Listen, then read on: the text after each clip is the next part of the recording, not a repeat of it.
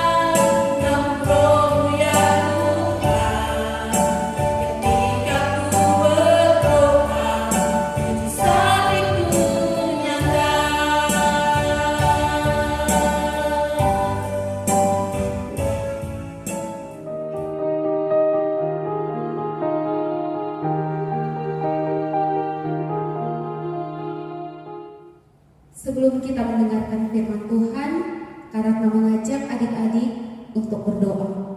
Mari kita berdoa. Bapa di surga, kami mengucap syukur Tuhan buat penyertaan-Mu. Kami telah memuji dan memuliakan nama-Mu. Kini tiba saatnya Tuhan, kami akan mendengarkan firman-Mu. Ajar kami Tuhan untuk kami dapat duduk diam dengan tenang dan mendengarkan firman kebenaran-Mu. Kami sambut firman-Mu yang hidup itu Tuhan. Di dalam nama Tuhan Yesus kami berdoa kepada Bapa di surga. Haleluya. Amin. Nah adik-adik, hari ini tema tentang pemulihan yang ajaib. Adik-adik di rumah sudah menyiapkan Alkitabnya belum? Jika belum, silakan adik-adik Karatna kasih waktu 5 menit untuk mengambil Alkitab adik masing-masing. Nah adik-adik, bacaan firman Tuhan kita pada hari ini terambil dari kitab 2 Raja-Raja pasal 5 ayat 1 sampai dengan ayat 19. Nah, judul di situ menceritakan tentang Naaman disembuhkan. Adik-adik, kira-kira sudah pernah dengar cerita tentang Naaman belum? Jika ada yang belum, Karatna akan menceritakan cerita tentang Naaman. Naaman ini adalah seorang panglima tentara kerajaan Arab. Ketika Naaman berperang, dia selalu menang adik-adik. Dia selalu menang melawan suku-suku bangsa yang lain. Nah, namanya adalah Naaman. Tapi Naaman ini dia menderita sakit kusta. Adik-adik masih ingat tidak ceritanya Kak Triko minggu lalu menceritakan tentang orang yang sakit kusta. Nah, orang yang sakit kusta di setiap tubuhnya itu penuh dengan luka, dan lukanya itu banyak nananya adik-adik. Kalau adik-adik belum pernah lihat, belum pernah ketemu orang sakit kusta, adik-adik bisa lihat di internet gambar orang sakit kusta. Itu sangat ngeri adik-adik. Nah, biasanya orang sakit kusta itu dia harus tinggalnya jauh dari perkampungan atau tinggal jauh dari orang-orang atau dari keluarganya. Sehingga istri Naaman menjadi sangat bingung. Semuanya sudah saya panggil, mau dari dokter kulit, mulai dari dokter yang paling canggih pun pada saat itu tetap saja sakitnya Naaman itu belum tahu sembuh-sembuh. Akhirnya istrinya si Naaman ini menjadi sangat bingung adik-adik. Dia bilang, kemana lagi aku harus mencari tabib? Kemana lagi aku harus mencari dokter untuk menyembuhkan penyakit kusta dari Naaman ini? Lalu ia menceritakan kepada seorang gadis kecil yang berasal dari bangsa Israel. Dia menceritakan, lalu gadis kecil itu berkata kepadanya bahwa di Samaria ada seorang nabi yang dapat menyembuhkan sakitnya Naaman. Pertama istrinya Naaman bilang, betul tidak? Masalahnya semua orang sudah dipanggil, semua orang sudah dipanggil untuk menyembuhkan sakitnya Naaman, tapi tidak ada satupun yang dapat disembuhkan.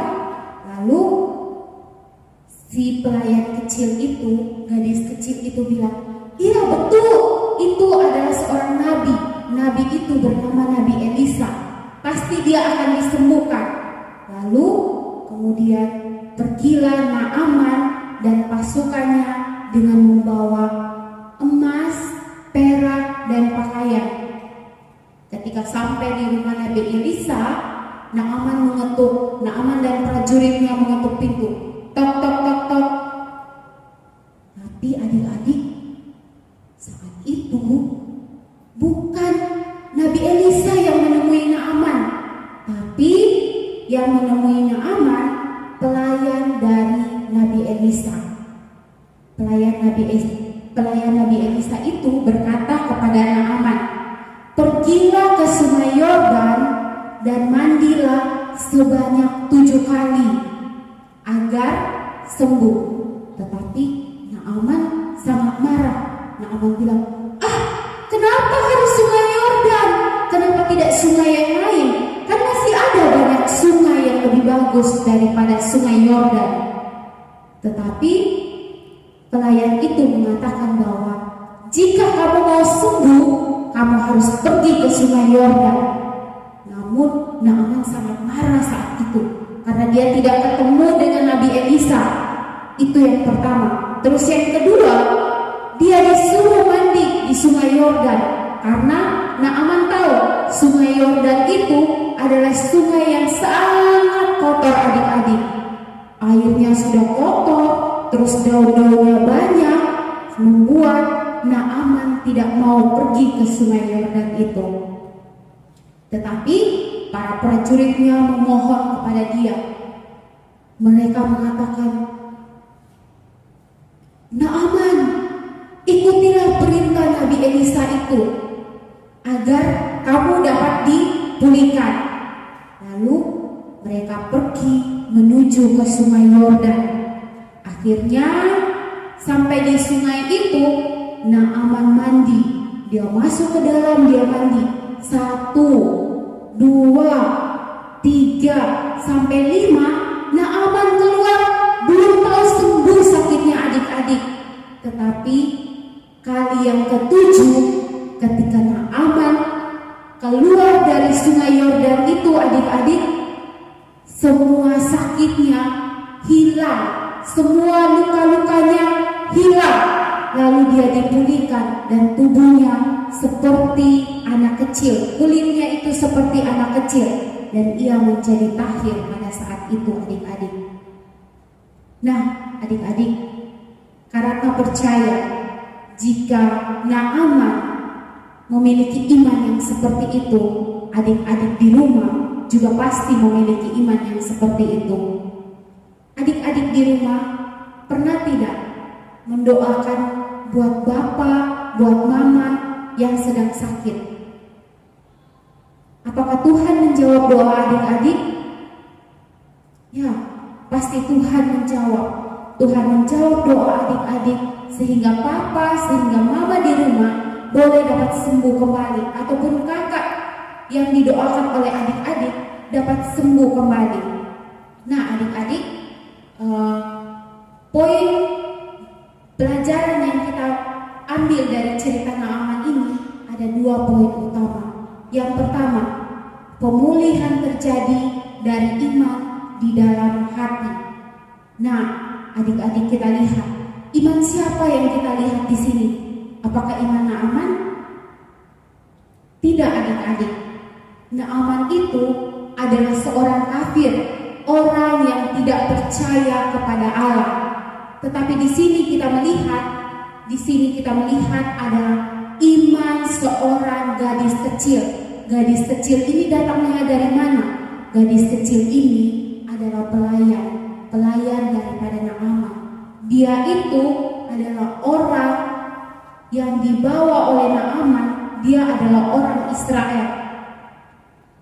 Nah, orang Israel itu orang yang dibawa oleh Naaman, sehingga gadis kecil ini percaya dengan iman bahwa Allahnya dapat menyembuhkan sakitnya Naaman.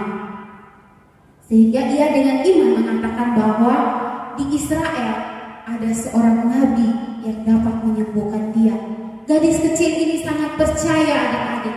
Gadis kecil ini sangat percaya dengan imannya bahwa di Israel Naaman dapat disembuhkan. Nah adik-adik, mulai saat ini, sekecil apapun kita, sekecil apapun saat ini kita, karena percaya adik-adik ketika berdoa, mujizat Tuhan pasti terjadi untuk keluarga adik-adik, baik papa, mama, ataupun saudara-saudara adik-adik. Nah, poin yang kedua adik-adik, pemulihan dapat terjadi jika ada kerendahan hati di hadapan Tuhan. Perintah dari Nabi Elisa untuk mandi sebanyak 7 kali di Sungai Yordan adalah satu perintah yang menuntut kerendahan hati daripada Naaman. Kenapa? Karena bilang dia harus rendah hati. Karena bukan hanya ketaatan saja yang ia lakukan, tetapi ia harus rendah hati. Mengapa Naaman harus rendah hati? Karena Naaman itu memiliki kedudukan yang sangat tinggi. Naaman itu punya segala-galanya adik-adik. Naaman itu punya uang, Naaman punya kekayaan melebihi segalanya. Tetapi dia mau rendah hati untuk mandi di Sungai Yordan. Walaupun awalnya Naaman itu sangat marah, sangat kesal karena tidak dapat bertemu dengan Nabi Elisa. Tetapi dia mau dengan rendah hati, mau taat untuk mandi di Sungai Yordan. Alasan kedua, kenapa dia harus rendah hati? Karena di Sungai Yordan itu adalah sungai yang kotor. Sungainya tidak bersih, ada daun, airnya juga tidak bersih. Nah, kalau airnya tidak bersih adik-adik, ketika kita mandi, otomatis kulit kita akan terasa gatal kembali. Tetapi Naaman sangat percaya, Naaman mau melakukan itu untuk kesembuhannya, supaya dia dapat dipulihkan oleh Tuhan.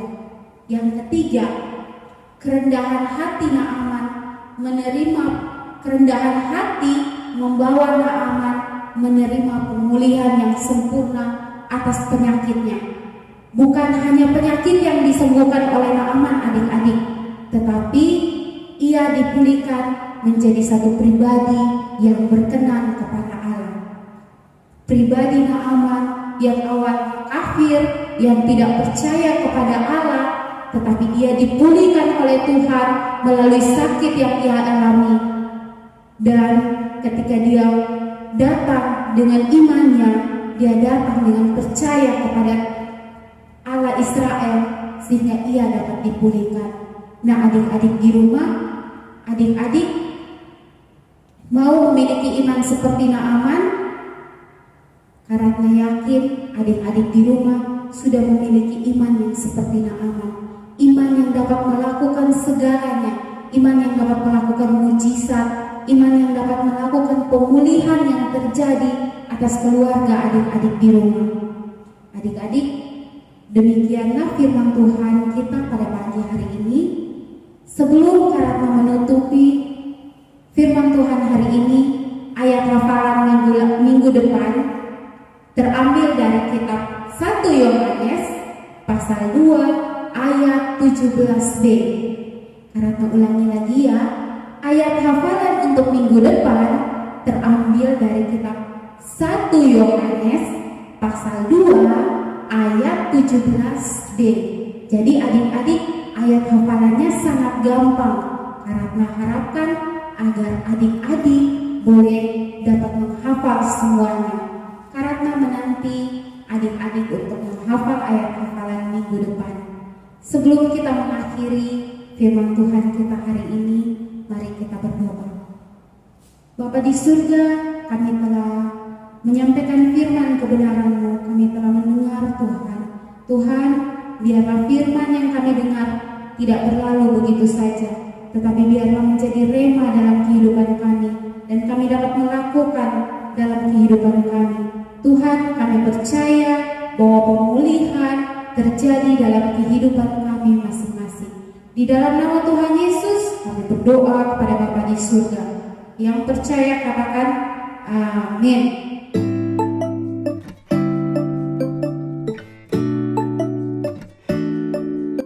1 Tesalonika 5 ayat 18. Mengucap syukurlah dalam segala hal, sebab itulah yang dikehendaki Allah di dalam Kristus Yesus bagi kamu.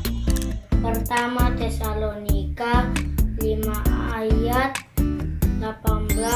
Mengucap syukurlah dalam segala hal, sebab itulah yang dikehendaki Allah di dalam Kristus Yesus bagi kamu.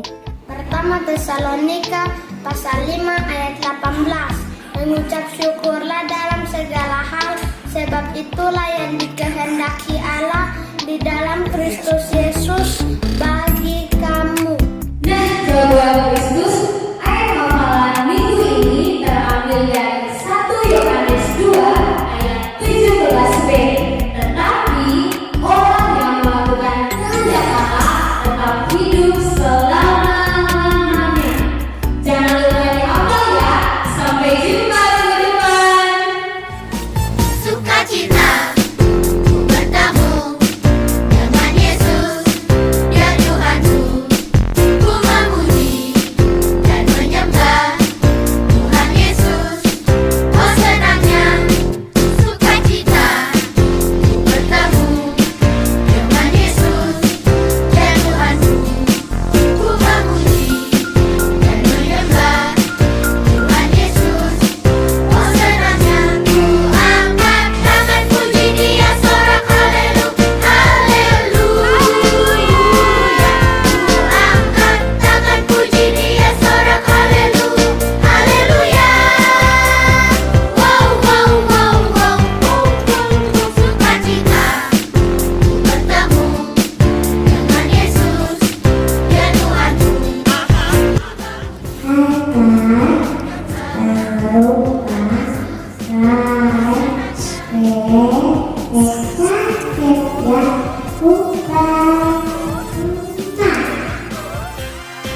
Sukacita bertemu